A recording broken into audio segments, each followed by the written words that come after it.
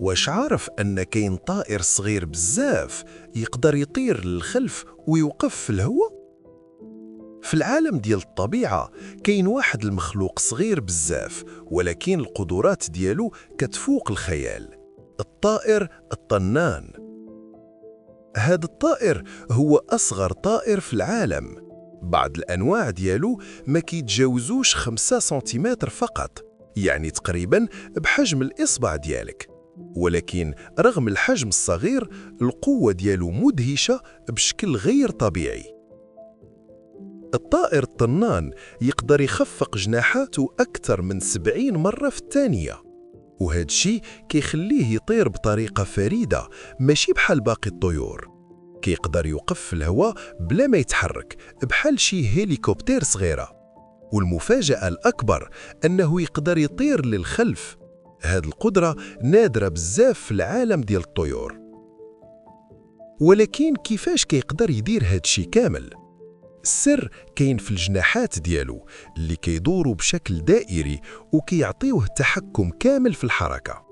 وماشي غير الطيران اللي مدهش، القلب ديالو كيضرب بسرعة خيالية حتى 1200 دقة في الدقيقة باش يوفر الطاقة الكافية، حيث الطيران ديالو كيتطلب مجهود كبير. وهذا الشيء كيخليه واحد من أكثر الكائنات استهلاكاً للطاقة. باش يعيش خاصو ياكل تقريباً كل بضع دقائق، وكيعتمد بزاف على رحيق الأزهار.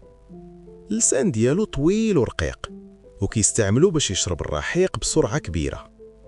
وأتمام ما كياكل كيعاون حتى في تلقيح الأزهار، يعني ماشي غير طائر، راه حتى جزء مهم من النظام البيئي. ولكن الحياة ديالو ماشي سهلة، حيث خاصو يبقى دايما كياكل، وإلا غادي يفقد الطاقة بسرعة. وهنا كاين سر خطير، إلا حبسوا طائر طنان على الأكل غير ساعات قليلة يقدر يموت. باش يتفادى هذا الخطر كيقدر يدخل في حالة خاصة سميتها السكون المؤقت. في هذه الحالة كيهبط معدل ضربات القلب ديالو بزاف، وكيقلل استهلاك الطاقة، بحال إلا دار وضع توفير الطاقة. وهذه القدرة كتخليه يعيش حتى في ظروف صعبة. وماشي غير هكا، الألوان ديالو زاهية وجميلة، وكتبان بحال كتبدل مع الضوء، حيث الريش ديالو كيعاكس الضوء بطريقة خاصة. وهذا الشيء كيخليه واحد من أجمل الطيور في العالم. ولكن رغم الجمال والقوة، هذا الطائر كيواجه تحديات كبيرة. التغيرات المناخية ونقص الأزهار كيأثروا عليه بشكل مباشر. وفي الأخير طائر صغير بحجم الأصبع، ولكن فيه طاقة وقوة ما عندهاش حدود. طائر طنان ماشي غير طائر عالي، راه معجزة صغيرة كتطير في الهواء،